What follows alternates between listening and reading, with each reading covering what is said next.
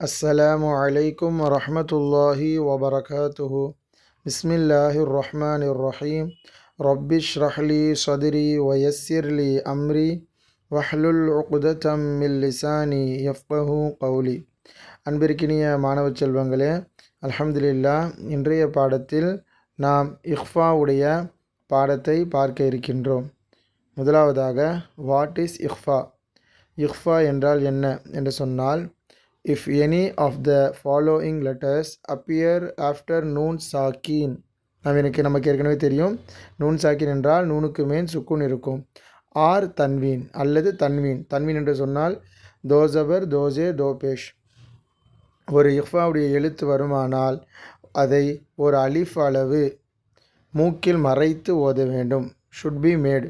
அதாவது அந்த சப்தத்தை நாம் மூக்கில் மறைத்து ஓதுவதற்கு இஃபா என்று சொல்லப்படும். நேற்றைய பாடத்தில் நாம் பார்த்தோம் இஃபாவுடைய எழுத்துக்கள் என்னென்ன இருக்கிறது என்பதை. இன்றைய பாடத்தில் அந்த எழுத்துக்களை பார்க்கலாம். தா, சா, ஜீம். மீண்டும் ஒரு முறை. தா, சா, ஜீம், தால், தால், ஜா, சீன், ஷீன், صاد ضاد طا ظا ஃபா قاف காஃப். இந்த 15 எழுத்துக்களும் இக்ஃபாவுடைய எழுத்துக்கள். இதை நாம் சரியான முறையில் ஞாபகம் வைத்து கொண்டால் இன்ஷா அல்லாஹ் இக்ஃபாவுடைய பாடத்தை நாம் தெரிந்து கொள்ளலாம். முதலாவதாக நூன் சாக்கினை பற்றி பார்க்கலாம். அதாவது இந்த மீ இன் இந்த இடத்துல நூன் சாக்கின் வந்திருக்கிறது. இது நூன் சாக்கின் வந்தால் அதற்கு அடுத்துள்ள எழுத்தை பார்க்க வேண்டும். அதுக்கு அடுத்துள்ள எழுத்து சீன் இருக்கிறது.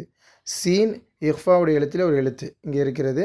எனவே இந்த நூன் சாக்கினை மின் என்று நாம் சொல்லுவதை மியோ என்று சொல்லி மூக்கில் மறைத்து ஓத வேண்டும், சற்று ராகம் கொடுத்து. இதற்கு தான் இஃபா என்று சொல்லப்படும். அதாவது மீ இன் மின் சிஜ் என்று படிப்பதை மியோ என்று சொல்லி நாம் சற்று மூக்கில் மறைத்து ராகம் கொடுத்து ஓத வேண்டும். உதாரணத்திற்கு மியோ மியோ சிஜ்ஜீலின் சிஜ்ஜீலின் மியோ சிஜ்ஜீல். நாம் மின் என்று படிப்போம். இதனுடைய பாடத்தில் பார்த்தோம் மின் என்று படிப்போம். ஆனால் இதே மின்னை அடுத்த எழுத்து இஃபாவுடைய எழுத்தான சீன், அதாவது இஃபா எழுத்து ஏதாவது 15 எழுத்தில் ஒரு எழுத்து வந்தால் இந்த நூன் சாக்கினை மியோ என்று சொல்லி சற்று ராகம் கொடுத்து அந்த மூக்கில் அந்த அதிர்வோடு நாம் உச்சரிக்க வேண்டும். இதற்கு தான் இஃபா என்று சொல்லப்படும். மியோ சிஜ்ஜீல்.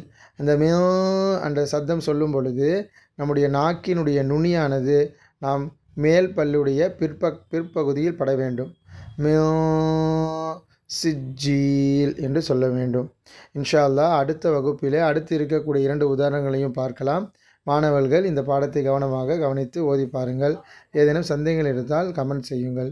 அஸ்ஸலாமு அலைக்கும் வரஹ்மத்துல்லாஹி வபரகாத்துஹு.